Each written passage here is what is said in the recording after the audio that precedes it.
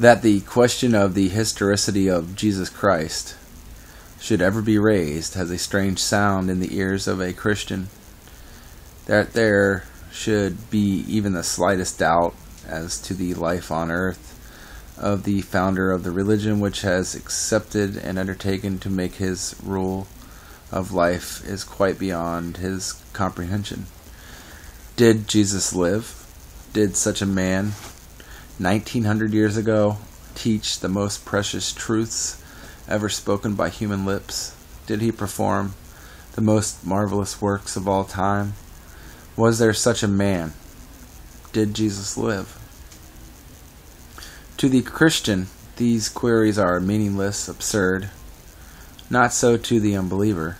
To him, who has looked upon the Gospels with critical, perhaps with cynical and doubting eyes. With such the query is raised, and with what to him seems excellent reason. He would probably scorn to accept as exemplar, and to disdain to become the follower of one about whom is so little is really known, that is, about one who has so small a place in history of his own times. It is to answer the doubtful one, the dissenter, that there are briefly placed before him here the evidences contained in history itself. What then is the place of Jesus Christ in his early history? What are the proofs, apart from the scriptural record, that there is such a man ever lived? In the year 110 AD, Pliny, the Younger, Roman proconsul of Bithynia, a province of Asia Minor, wrote to his emperor such an account of the happenings in his province as would be the interest of the government of Rome. Pliny was a literary man of note, serving in the capacity of Roman overlord, perhaps for the salary attached to the office and subsidy which enabled him to continue his literary labors. In one letter to the Emperor Trajan, he asked for instructions as to what course he shall take towards the Christians. He tells of the rapid growth of these devotees of a peculiar religion, who sometimes assemble to sing a hymn to Christ, as their leader, or God, is termed. As a worthy official of the empire, eager and instant in the repression of any group which might become a menace to the welfare of his country, he has called certain of these strange worshippers to his quarters and questioned them. Some quickly repudiate the charges that they are given to the worship of strange gods, and pour a libation and burn incense to the emperor. Others refuse, and because of their stubbornness are tortured. Well, as Pliny wrote, this soon after the end of the first century, it is probably the first extant historical mention of the followers of Christ Jesus. It establishes the fact of the existence at the time of Asia Minor of bodies of Christians, and that their numbers were increasing. Thus it substantiated in secular history the various missionary activities of Paul and others in Asia Minor as related to the book of Acts in the Paul's epistles. To those requiring evidence apart from the gospel narrative, here is conclusive proof from the development of a sect whose founder bore the name of Christ. Another Roman historian bears even more convincingly testimony. Tacitus, a contemporary of Pliny, writes of the burning of Rome when Nero was emperor. To deny the rumor that the fire had been set by himself, the emperor charges that the Christians are guilty of the crime and puts many to death.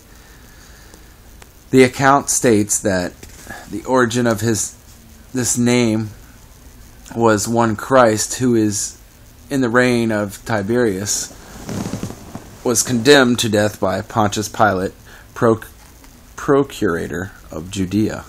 Tacitus also relates that in spite of the repressive measures taken against them, this revolting superstition developed anew, overflowed Judea, its birthplace, and extended even as far as Rome.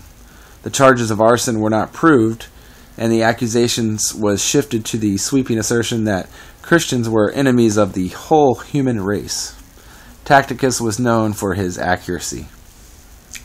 That Christ had been crucified was not a mere rumor, but a historical fact. But, impartial historian that he was, relating objectively the common belief regarding the situation, that his heart is touched by the horror of the persecutions is apparent from the passage which follows, quote, "Guilty though they were as much as they merited death, the fact that they suffered not for the common weal, but through the ferocity of one man awakens pity for them in all hearts," unquote. Here again is proof that goes still further, for it deals with Jesus himself. Moreover, it brings to the surface the great fact of inevitability, enmity between the empires of the world and the kingdom of spirit. It is an eternal enmity, one that will endure so long as evil, through its innate conceit, believes it can overthrow the kingdom of good. How little has humanity awakened to the great fact that only good is omnipotent by that very token. Evil is impotent, that is, in its efforts to destroy good. Contemporaneous with Pliny and Tacitus, but alive a decade longer than either, was another Roman historian, Suetonius, who wrote biographies of both Nero and Claudius. He too makes mention of the persecution of Christians. In his Life of Claudius, he writes, "The Jews, incited by a certain Chrestos, continually rebelled, and he, being Claudius, drove them out of Rome." Here, manifestly, the word Christos represents a distorted form of Christus, meaning Jesus. Tertullian also wrote of the followers of Jesus as Christians, indicating that this was not an uncommon term applied to the followers of, quote, Christ, unquote. One would expect that the famous Jewish historian Flavius Josephus would have dealt more fully with Jesus in his career than the latter Romans. Josephus was born shortly after the crucifixion and lived until near the end of the 1st century. It should be recognized that Christianity was but a small movement during the period of Josephus' life, and it is quite understandable that he should have paid so little attention to it when writing an exhaustive history of the times. We are inclined to judge the importance of Christianity in all the centuries from the great development and the influence today, obviously an improper standard of judgment for the 1st century happenings. In the Antiquities of Josephus are but 2 references to Jesus, one bitterly hostile and the other so friendly as to stamp it most certainly as a latter interpolation by some Christian hand.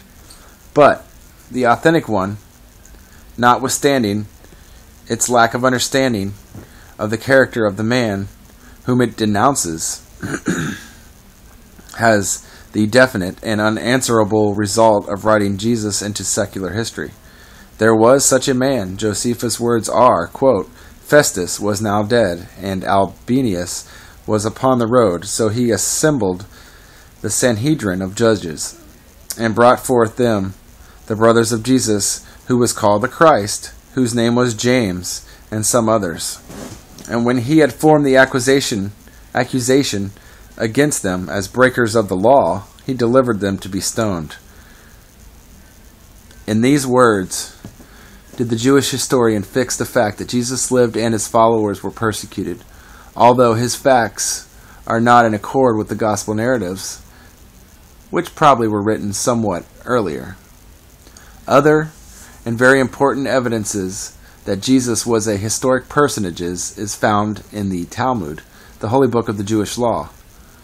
While several references are all critical, hateful in view of the spotless character of the Nazarene, yet they furnish irrefutable proof of the historicity of the man who names the Christian era. The character of the references perfectly illustrates the type of enmity toward him, whose only mission was doing good in relieving humanity of its burden of sin and sorrow. Justin Martyr of Hellenic birth, who became a Christian in the first half of the second century, also knew of the Jewish accounts of Jesus and his followers. The weight of the combined statements constitutes irrefutable proof of the historicity of Jesus. It fixes him in the historical character entirely apart from the gospel statements. Apart from the four gospel readers of the book of Acts and the epistles of Paul are convinced from these accounts alone that Jesus lived, taught, and suffered crucifixion.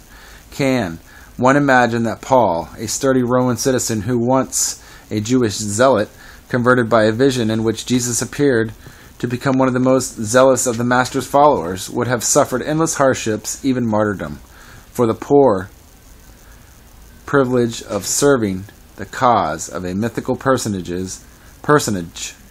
who had lived only in the minds of the adherents of a baseless tradition? All arguments against the historicity of Jesus, the Christ, fall before the weight of evidence. Evidence unimpeachable.